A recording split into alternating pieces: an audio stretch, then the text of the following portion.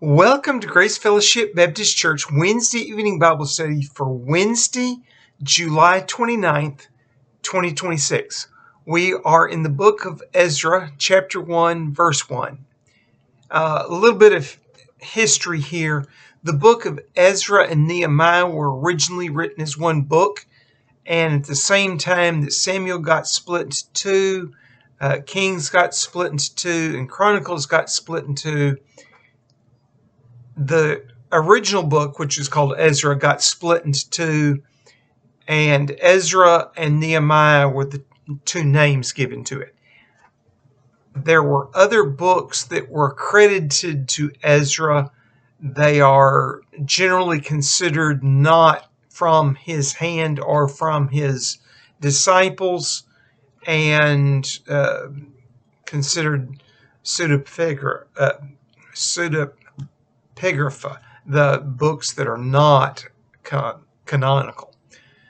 So Ezra is, and by the way, that original Ezra book detailed three different groups that went from Babylon back to Judah. And tonight we're going to start on the first group that heads back. Ezra comes back as the leader of the second group, and Nehemiah comes back as the leader of the third group. So that just kind of gives you the outline of where we're going. So chapter 1, verse 1. In the first year of Cyrus, king of Persia, in order to fulfill the word of the Lord written by Jeremiah, the Lord moved the heart of Cyrus, king of Persia, to make a proclamation throughout his realm and put it in writing. Now, this is Cyrus the Great. He's the king that conquered Babylon. In the first year of his reign, means that's the year he conquered Babylon. So the first thing he does after he conquers Babylon is he orders Jews to go back to Judah to establish the temple. And we'll get into his order here in a minute. And it is word for word like what's in the last chapter of 2nd Chronicles, the last few verses. Now, there's more detail here. More of the decree is written down, and there's other things written down that are not in 2nd Chronicles. They ran out of room on the scroll for 2nd Chronicles. In Babylon, they learned how a single author gets credit for a writing, and they would have considered it plagiarism if the same words had been used in two books claiming to come from different authors. That Ezra was the traditional author of the whole book of Ezra and Nehemiah. He is obviously the scribe that helped finish 2nd Chronicles. And we dealt with him last week, who he was and stuff. This week we're going to start on the first group, though, and who was in it and why they were important. Verse 2. This is what Cyrus, king of Persia, says. The Lord, the God of heaven, has given me all the kingdoms of the earth, and he's appointed me to build a temple for him at Jerusalem in Judah. Any one of his people among you, may his God be with him, and let him go up to Jerusalem in Judah and build the temple of the Lord, the God of Israel, the God who is in Jerusalem. And the people of any place where survivors may now be living are to provide him with silver and gold, with goods and livestock, and with free will offerings for the temple of God in Jerusalem.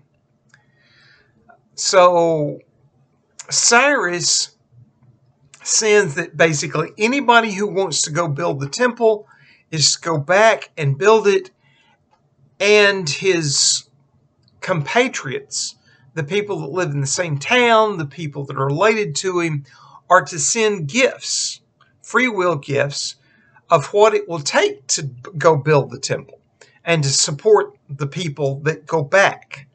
And so they were to give free will gifts so that the temple would be rebuilt. And once it was rebuilt, there would be worship and sacrifice at the temple. And Cyrus was definitely a freedom of religion guy. In fact, he actively promoted religion across his realm. He wanted every god worshipped. He wanted every god in the world happy with him. And he helped support every temple, every priest. It was an offense to the Persians if you did not accept government money to support your religion and your worship and your sacrifice. Now, the Persians had one string attached to that money. You were supposed to pray for the king and his sons and the government, that it would prosper and that they would prosper and they would endure and they would be just, and you were supposed to pray for good governance. So the king wanted you to pray for him, and he was willing to support you if you did. And he did not want any god left out. He supported every god, even gods that were antithetical to each other, that considered each other heretical, etc., etc. So anybody and everybody's god, everybody's temple got supported. And he did that partially to keep peace in the realm, partially to make sure every god was happy with him and his rule. And he built his rule on the fact that the gods favored him. And so it's not surprising that he goes and has Yahweh's temple. And he, by the way, the word Lord here in this passage is specifically Yahweh. He's using the proper name of God here, the Hebrew name, in his proclamation. So he is calling for the Jews to go back and build Yahweh's temple and to worship Yahweh. Apparently there was more to the edict than what got recorded in Scripture. If you look at both the 2 Chronicles version and the Ezra version, the end is slightly different. It got shortened in 2 Chronicles because apparently the scroll was full. In Ezra, it's the beginning of the scroll, and they gave what they thought was the most important parts.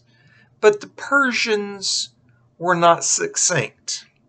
They were long-winded politicians, and they probably were quite willing to fill a scroll with a bunch of details about how they would support the temple at Jerusalem, and in what they were sending back and all that kind of thing, what the governors that were in the Babylonian River area would have to supply to support this temple. That kind of thing got spelled out. The Persians would have done that. Ezra is just highlighting the most important parts. Cyrus, the man, by the way, that both Isaiah and Jeremiah, well before he was born, said would do this, called him out by name. So God told Jeremiah, God told Isaiah, who came even earlier, that Cyrus would be the one to get them out of captivity. And Cyrus was not even alive, not conceived, when each of those were told. In fact, Judah was, 200 years before. Amazing that, part of the evidence that God does talk to his prophets. And so Cyrus makes this edict. He sends people. Verse 5. Then the family heads of Judah and Benjamin and the priests and Levites, everyone whose heart God had moved, prepared to go up and build the house of the Lord in Jerusalem. All their neighbors assisted them with articles of silver and gold, with goods and livestock, and with valuable gifts, in addition to all the freewill offerings. Moreover, King Cyrus brought out the articles belonging to the temple of the Lord, which Nebuchadnezzar had carried away from Jerusalem and had placed in the temple of his God. Cyrus, king of Persia, had them brought by Mithredath, the treasurer, who counted them out to Sheshbazzar, the prince of Judah. This was the inventory. So Sheshbazzar is the leader for the trip back to Jerusalem, and this chapter is the last time we hear of him. It does indicate he got to Jerusalem and brought the articles with him, but the next time we encounter a leader of the group, somebody else is the leader. So apparently he survived the trip and began the process, but didn't live long. Verse 9, this was the inventory. Gold dishes, 30. Silver dishes, 1,000. Silver pans, 29. Gold bowls, 30. Matching silver bowls, 410. Other articles, 1,000. In all, there were 5,400 articles of gold and silver. Sheshbazzar brought all these along with the exiles, came up from Babylon to Jerusalem. So everything that Nebuchadnezzar captured and stored in the temple of his God was counted out and brought back. Nebuchadnezzar thought that kind of thing was worth possessing, and he was showing off that he had beaten, other lands' gods. Now, an interesting thing here is everything was in match sets. And remember, silver pans, there was 29 instead of 30. Apparently, before Nebuchadnezzar conquered Jerusalem, a pan was lost. But probably not, Nebuchadnezzar and his people lost a pan. Thing is, the Babylonians would have considered that a grave offense against the government, because they were also people who wanted every god worshipped, and they did not want to disrespect any god, and so they gave a considerable freedom of religion. And like Darius, in fact, Cyrus borrows that concept from the Babylonians, that to give freedom of religion and support the religion. The Babylonians, they also supported every god and every worship and every priest, and they had one requirement with that money: you pray for the king and his sons and the government and its stability and wisdom and etc. Just the same things the Persians did. The Persians flat borrowed that from the Babylonians. and the Persians subsumed a lot of the Babylonian culture. And that's the reason why we now consider Iran, where both Babylon and the Persians were, to be Persian, and it's controlled by the Persian people. So it's very unlikely that Nebuchadnezzar and his people lost the bowl. It was probably lost before it left Jerusalem. Since a lot of the kings of Judah, before Nebuchadnezzar conquered it, did not respect the temple, did not worship Yahweh. And several of them shut it down and ceased worship. It's very likely it got lost or sold for scrap or something in Judah before the captivity. The Babylonians most likely kept it and then returned it, or had the Persians returned it. And so Cyrus is trying to make sure Yahweh is happy with him. And Sheshbazzar is the leader of this expedition. That's why all these articles were handed over to him, counted out to him, and he had an accounting. Knowing the Persians and their details, this was probably part of the edict. And there was probably a description of the bowls and a description of the plates and dishes and etc. in detail, possibly even,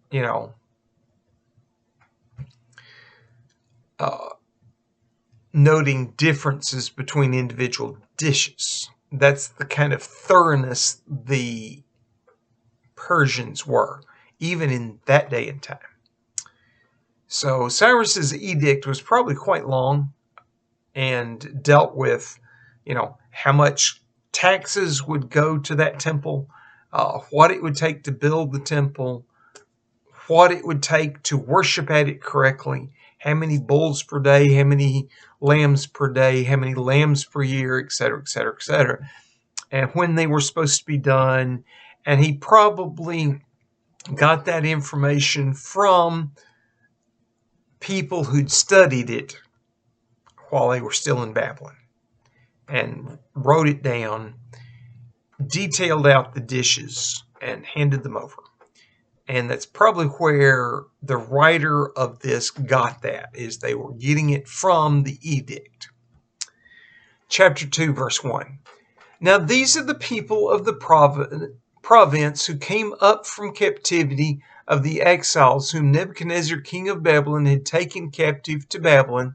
They returned to Jerusalem and Judah, each to his own town, in company with Zerubbabel, Jeshua, Nehemiah, Sariah, Rehaliah, Mordecai, Bilshan, Mispar, Bigvai, Rehum, and Baanah.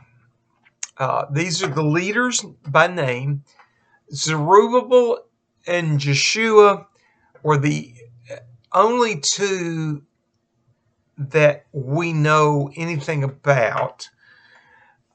Apparently, Jeshua was a common name among the Jews. By the way, when you translate that into Hebrew, you get Yeshua, which we translate as Joshua in the Old Testament and Jesus in the New Testament, to help you place that name.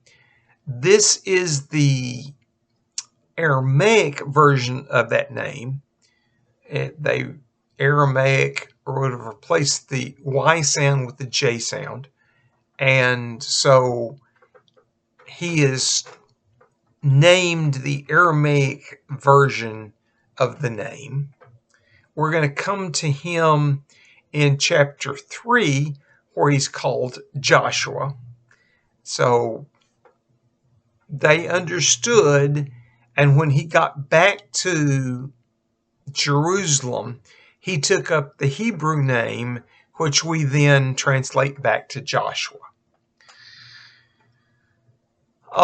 These were the leaders of the people. By the way, this Mordecai is not the same Mordecai that is Esther's uncle.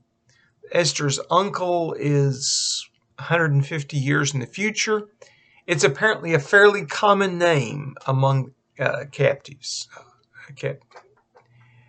Nehemiah, this is not the Nehemiah that the second part of the original book of Ezra, the book of Nehemiah that we have, is named. He's not as far into the future as Mordecai of Esther, but he is still unborn, so it's a fairly common name. The other people are fairly common names among the Jews in captivity. We hear nothing of them again, but this is the leadership committee that was helping Sheshbazzar to organize everybody and get everything done. And Zerubbabel and Joshua are the two that we hear about later. Zerubbabel becomes the leader when Sheshbazzar dies. He's the one that actually gets credit for building the temple, and it's his task to do so. Sheshbazzar, apparently, his big contribution is he got this group together and got them to Jerusalem. So everybody had their task to do, and everybody did it. The second half of verse 2. The list of the men of the people of Israel, the descendants of Perosh, 2,172. Of Sheshatiah, 372. Of Ara, 775. Of Pahath Moab, through the line of Jeshua and Joab, 2,812. Of Elam, 1,254. Of Zatu, 945. Of Zakai, 760. Of Benai, 642. Of Bebai, 623.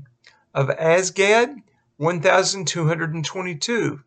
Of Adonkaim, 666. Of Bigvai, 2,056. Of Aden, 454. Of Ater, through Hezekiah, 98. Of Bezai, 323. Of Jorah, 112. Of Hashem, 223. Of Gibar, 95. And these are apparently the leaders, the names of the clans that were coming back.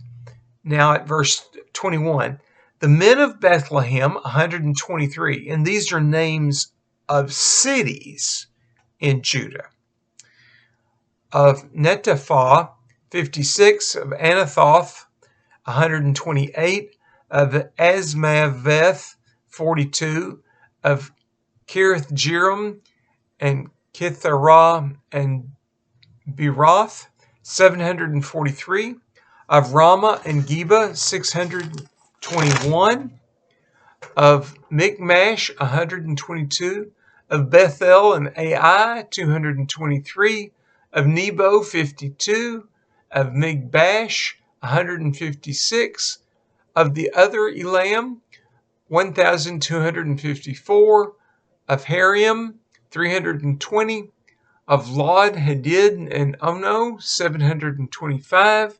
Of Jericho, 345. Of Sanaa, 3,630. The priests, the descendants of Jedediah, through the family of Jeshua, 973. of Immer, 1,052, of Pashur, 1,247, of Harim, 1,017. The Levites, the descendants of Jeshua and Kadmiel, through the line of Hodaviah, 74. And by the way, that's the fourth Jeshua we've heard about to tell you how common that name was. That name was very common because they were naming it after the man that brought the people into the promised land, that had been the servant to Moses, and he had conquered the land. You don't hear people being named Moshe. You hear people being named Jeshua. Joshua was the one people wanted to imitate. Not the lawgiver, but the one who brought people into the land and led them correctly.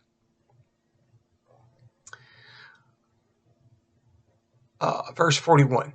The singers, the descendants of Asaph, 128. The gatekeepers of the temple, the descendants of Shalom, Acher, Talmon, Akub, Hattitiah, and Shobai, 139. The temple servants, the descendants of Ziha, Hezephah, Tabaoth, Keros, Siaha, Padon, Lebanah, Hagabah, Akab,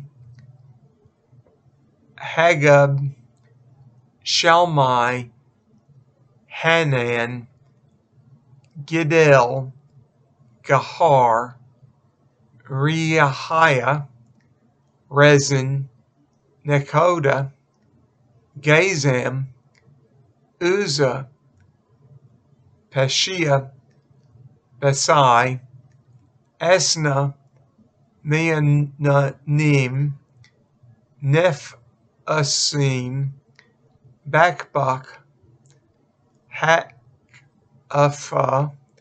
Harho, Basloth, Mehiada, Harsha, Barkos, Sisra, Tamai, Neziah, and Hatipha. The descendants of the servants of Solomon, the descendants of Sotai, Hasapheth, Peruda, Ja'ala, Darkon, Gidiel, Shephatiah, Hatil, Pokereth, Hezebiam, and Amy, the temple servants and the descendants of the servants of Solomon, 392. Now let me point out those two groups, the temple servants and the servants of Solomon, these were the Canaanite peoples that Solomon enslaved to assist the temple. The temple servants were the descendants of the people of Gibeah that Joshua had made a deal with to not kill, and then when they found out they'd been deceived, they said, then you'll be cutters of wood and haulers of water, and they became the people who kept the temple supplied in wood and water. And that was hard manual labor, and you had to cut the wood and haul it, cure it and haul it, and wood's not light, and bring it into the temple and stack it in the right place and bring it to the altar and etc. Likewise, water is very heavy, and you had to go, and the Jordan was the closest place that had reliable water, but the Jordan was not easy to get water from. The closest place that had calm water was the Lake of Galilee. We don't know exactly where they got it from in all eras, but sometime they got it from Galilee, sometime they got it from wells, sometime they got it from the Jordan.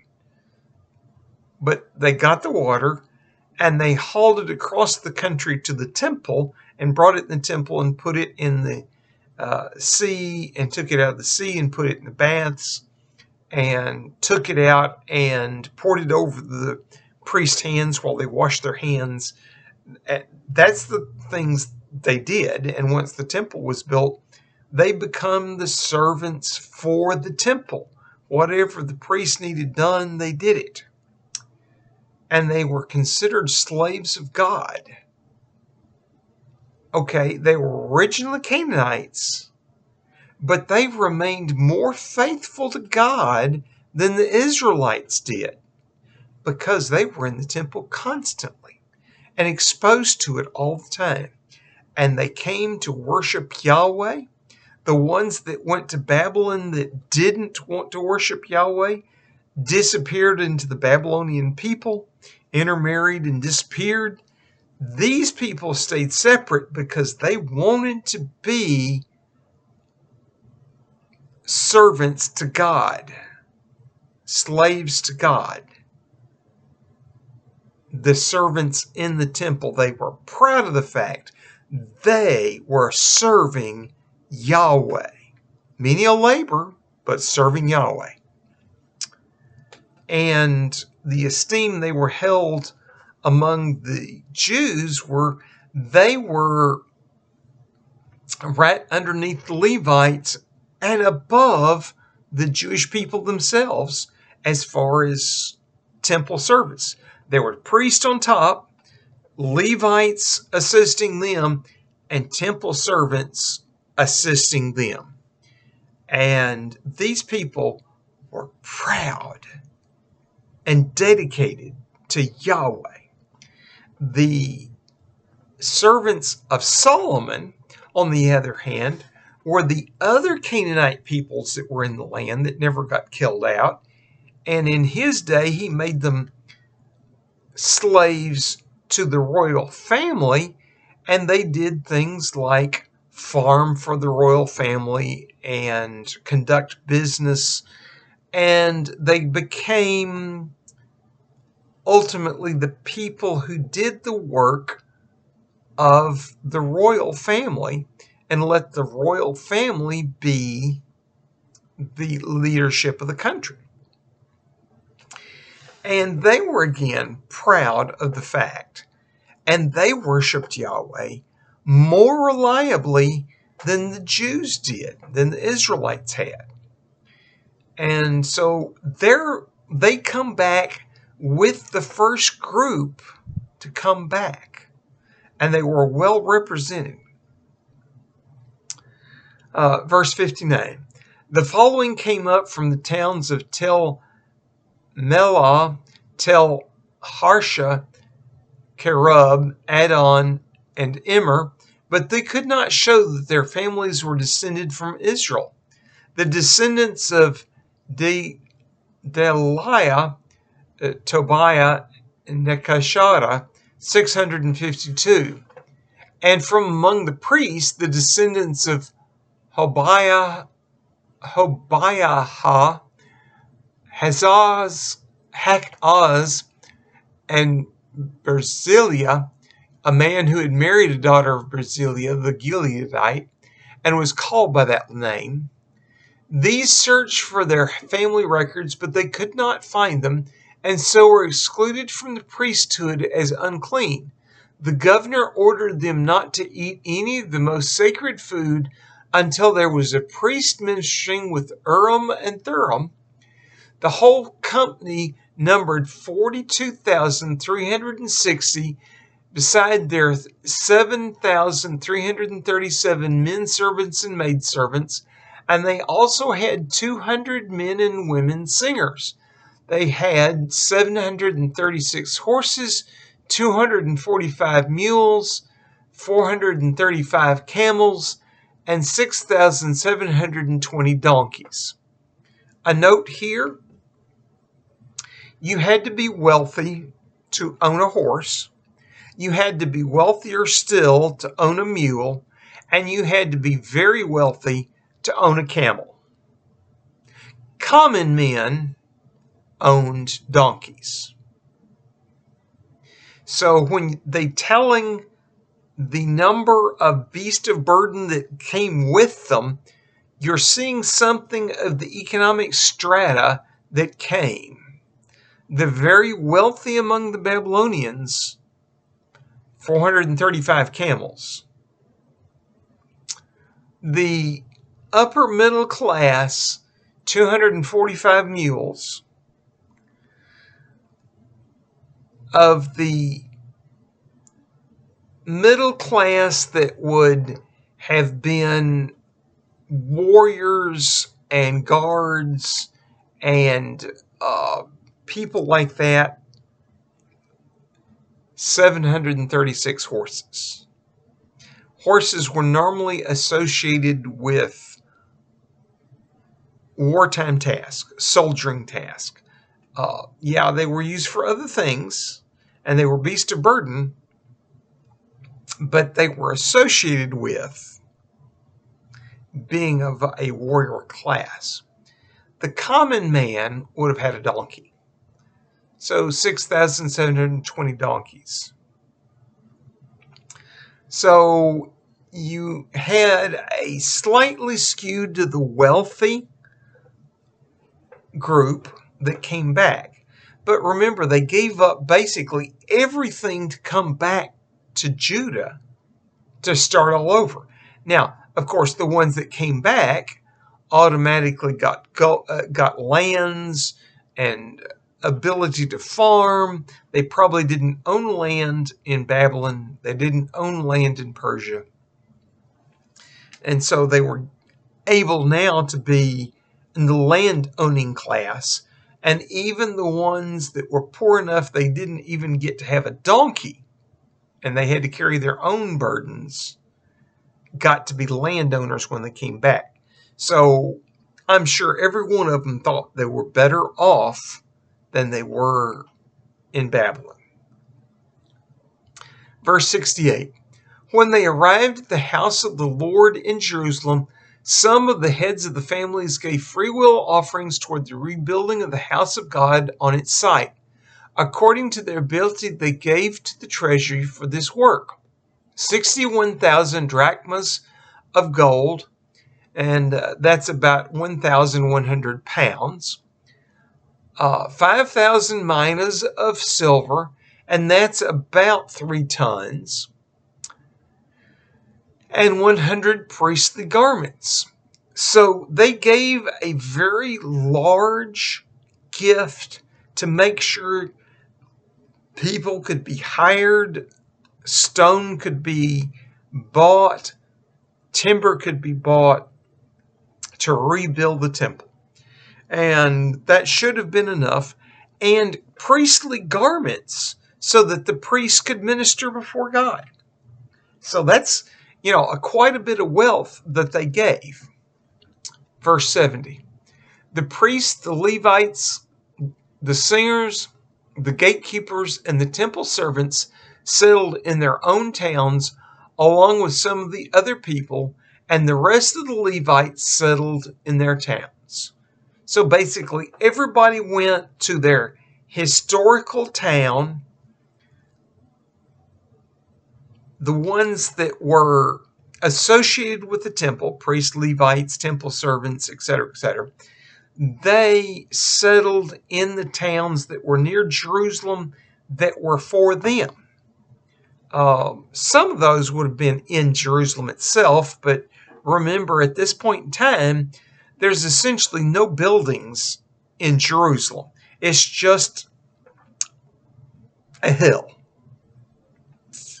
that some people have erected some tents on. And there's tents. We're not talking about them settling in houses that were built. There were no houses there. These people are living in the tents they came from Babylon in. And they settled where they knew the towns used to be. They've kept up with the geographical knowledge, even though they were several thousand miles away, and it had been 70 years since any of them had been there. Well, when we get to the building of the temple in the Minor Prophets, there were some people that came back to Jerusalem in this group that had seen the original temple. They were old men. They had been probably boys when they were taken to captivity, because, even in that day and time, living 70 plus years was a real feat. Average life expectancy in the Babylonian Empire for the common man was about 45 years or so. So people living long enough to have been taken captive, taken and lived in Babylon, and come back and see the temple rebuilt after several years, they were old by that day's standard. And they were probably the ones that kept up with the geographical knowledge and could tell people, yeah, this hill, that's Bethlehem. That hill, that's Jerusalem. This hill off to the side, that's where, temple servants lived, etc. Even though there was no dwellings there, no houses, somebody still remembered. And so everybody comes back and settles where they should be living. So the people are in place to rebuild the temple. And next week we'll deal with the rebuilding of the temple and then what happens. And there's a whole story there. But they have to get there first.